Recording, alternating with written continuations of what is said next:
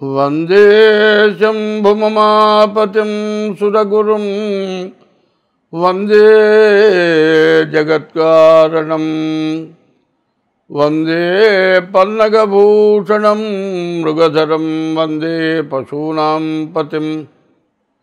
2025వ సంవత్సరం జూన్ నెల 16 నుంచి 30 వరకు మరి ధనస్సు రాశి, ఈ ధనస్సు రాశి 10వ రాశి ధనస్సు రాశి. ఈ ధనస్సు రాశికి శుక్రుడు, గురువు, బుధుడు, ఈ 3 రాహువు, ఈ 4 గ్రహాలు బాగున్నాయి. ప్రతి చోట చూస్తున్నాను 4 గ్రహాలు బాగుంటే 4 గ్రహాలు బాగుండవు, ఇంకా తక్కువగా ఉంటుంది. మరి చెడు ఎక్కువ కనబడుతుంది, మంచి తక్కువ కనబడుతుంది. కాబట్టి మంచి తక్కువగా ఉన్నప్పుడు చాలా జాగ్రత్త పడాల్సిన అవసరం ఉంది. ఈ రాశి వాళ్ళకి ఇప్పుడు ప్రతి వాళ్ళకి కూడా ఒక పెద్ద సమస్య వస్తుంది. ఏం చెబుతుంటేనే కుటుంబ నియంత్రణ ఆపరేషన్లు ఎక్కువైనాయి. మరి ముందుగా స్కానింగ్ తీస్తున్నారు. కడుపులో ఉంది ఆడ మగ. ఆడంటే తీసిపారే అబార్షన్ది, మగ అయితే కావాలి. అందరూ మగపిల్లల కంటే ఆడపిల్ల వీళ్ళకి పిల్లలు ఎక్కడి నుంచి వస్తారండి? అదే చెప్పా ఇందాక, అయ్యా ప్రతి స్త్రీని తల్లిగా చూడరా నాయన అంటే నాకు పిల్లలు ఎక్కడ అన్నట్ట. నీ స్వార్థం కోసమని ఆడపిల్లల్ని పెంచి పెద్ద చేసి పెళ్లి చేయాల్సి వస్తుందని, నీకు ధన నష్టం వస్తుందని ఆపరేషన్లు ఎక్కువ చేసుకొని ఆడపిల్లలు కాకుండా మగపిల్లల్ని కానీ ఆడపిల్లలు దొరక్క ఏమైందంటే మగవాళ్ళు కుక్కల సామెత అయిపోయినారు. ఒక ఆడ మనిషి కనబడితే ఎంతమంది ఎమ్మడబడే పరిస్థితి వచ్చిందో. ఇది ఎట్లా పోతుంది? ఏ రకంగా పోతుందంటే ప్రభుత్వం కూడా ఈ మధ్య చెబుతోంది, ఎక్కువ మంది సంతానాన్ని కనాల్సిందే, తప్పదు. కనీసం ఒక్కొక్కళ్ళు 4 సంతానం మా దాకా కన్నాం. ఇప్పుడు కూడా 4 సంతానాన్ని కంటే ఇబ్బంది లేదు. ఏమవుతుందంటే ఒక ఆడమనిషి అమ్మడే 4 బడి, దానివల్ల ఆమె అనారోగ్యాల పాలై సంతానం కలక్క మరి ఒకప్పుడు పాలఘాటనే ఉండేది. ఆ పాలఘాటలోట ఒకడే పెళ్లి చేసుకుంటాడు. అన్నదమ్ముల్లో 4 ఒకడే పెళ్లి చేసుకుంటాడు. ఈ 4 కూడా ఒక్కదానితో సంసారం చేస్తారు. 4 సంపాదించి పెళ్ళాం పేరుతో ఆస్తి పెడతారు. అందరికీ కొడుకు, నా కొడుకే అంటారు 4.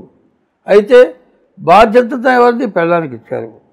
ఆస్తి మొత్తం హక్కు పెళ్ళానికి ఇచ్చారు. కానీ ఈ పెళ్ళాం ఏం చేస్తుంది? ఈ 4తో ఎవరి వల్ల పుట్టినా సరే వాళ్ళందరినీ తల్లి ప్రేమగా చూస్తుంది. చూడండి, తల్లి చూసినంత ప్రేమ తండ్రి చూడలేడు. అటువంటి ప్రేమ కావాలి అంటే ఆడపిల్లలు అవసరం. ఆడపిల్లల్ని కనాలి. ప్రతి చోట పెళ్లి దగ్గర గొడవ. పెళ్ళి అయితే దొరికితే చాలని పెళ్లి చేసుకుంటున్నారు. ఆ తర్వాత సమస్యలు వస్తున్నాయి. అందులో ఆడపిల్లలు దొరకపోవటం వల్ల ఆమె ఎక్కడ లేని గిరాకీ చూపిస్తోంది. అన్ని విధాల కొంపలు కొల్లేరైపోతున్నాయి. కాబట్టి ఇప్పటికైనా జాగ్రత్త పడితే ఇంకో 10 సంవత్సరాలకైనా ఆడపిల్లల కరువు పోతుంది. అందరూ బాగుంటాం. కాబట్టి శుక్రుడు బాగుండకపోతే ఇబ్బంది అవుతుంది. శుక్రుడు బాగున్నాడు, వివాహాలు అవటానికి బాగుంది. గురువు బాగున్నాడు, బుధుడు బాగున్నాడు, రాహు బాగున్నాడు. ఈ రాశికి దాదాపు చాలా వరకు బాగుందని చెప్పాలి. కానీ అర్ధాష్టమంలో శని పూర్తిగా నష్టపరుస్తాడు. ఏ రకంగా నష్టం జరుగుతుందో చెప్పలేము. ప్రతిదానికి ఇట్లా అడ్డం కూడా వస్తున్నాయి. గురువో, కుజుడో, శనో ఇట్లా ఏ పాపగ్రహాలు అడ్డం వచ్చి బాగా ఇబ్బంది పెడుతున్నాయి. అందరం ఇబ్బంది పడకుండా ఉండాలంటే ముందు ఖర్చుని బాగా తగ్గించండి. 2 జాగ్రత్త పడండి. 3 జ్యోతిష్యం తెలుసుకోండి.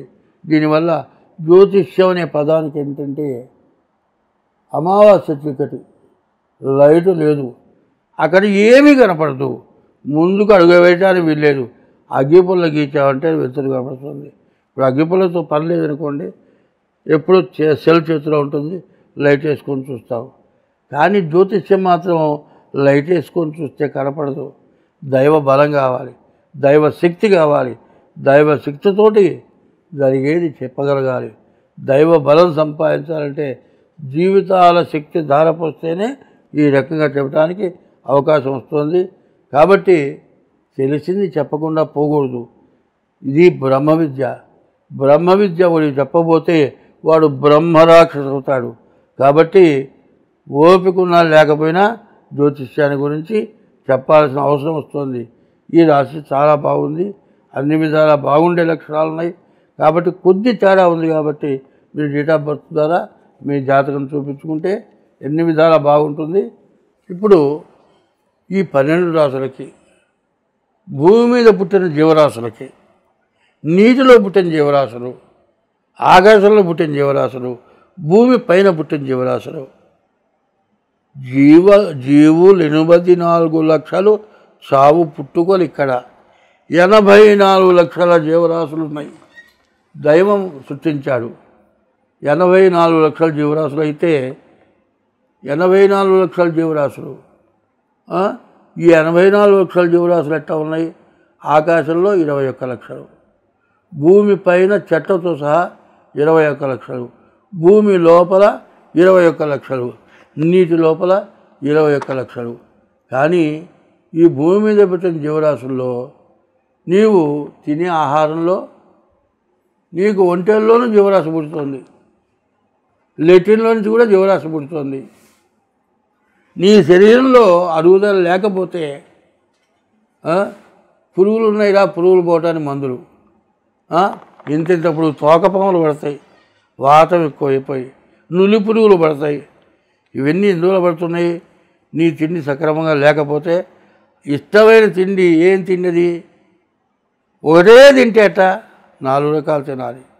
ఈ 4 రకాలు తింటున్నాం కదా అని ఇంకా ఇవి చాలే. ఒకప్పుడు మానవులకి అడవులు ఉండటం చేత అడవుల్లో ఎండాకాలం వచ్చినప్పుడు ఎండాకాలంలో ఆకులు లేక, పండ్లు లేక, కాయలు లేక ఇబ్బంది పడితే ప్రాణం నిలుపుకుంటానికి ఒంటెల డొక్కలు కొట్టి నీళ్ళు తాగారు. జీవరాశుల్ని చంపి ఆహారం తిన్నారు. ఇవాళ ఒంటెల్ని కొట్టి నీళ్ళు తాగాల్సిన అడవి కాదు, దేశంలో నీళ్లు దొరుకుతున్నాయి, తినడానికి శాకాహారం దొరుకుతుంది. కానీ మాంసాహారం ఎందుకు తింటున్నావు? డాక్టర్లు ఏం చెబుతున్నాడు? ఏదైనా దెబ్బతిన్నప్పుడు మాంసాహారం తినమంటున్నాడు. మాంసాహారం తినకుండా కూడా తగ్గించుకుంటానికి వీలవుతుంది.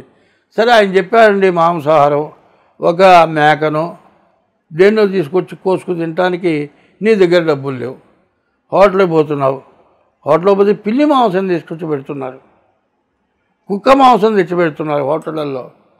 ఇవన్నీ తింటే ఏమవుతున్నా? ఎన్ని రోగాలకు గురవుతున్నా? క్యాన్సర్ వస్తుంది, రకరకాలైన వ్యాధులు వస్తున్నాయి. ఆఖరికండి మనం పండించే పంట విషం సంబంధించినటువంటి మందులు వేస్తున్నారు. మరి మిరపకాయలకేసే మందు గాలి తగిలితే చచ్చిపోతారు. స్వతహాగా దానంతట పెరిగి పంట రావట్లే. ఆ పంట తిని మనం పనికి రాకుండా పోతున్నాం. పడించి ఒకటే చెబుతున్నా, ఎవరింట్లో వాళ్ళు 4 పూల చెట్లు వేసుకొని మందులు లేకుండా పండించుకొని తినాల్సిన రోజులు వచ్చినాయి.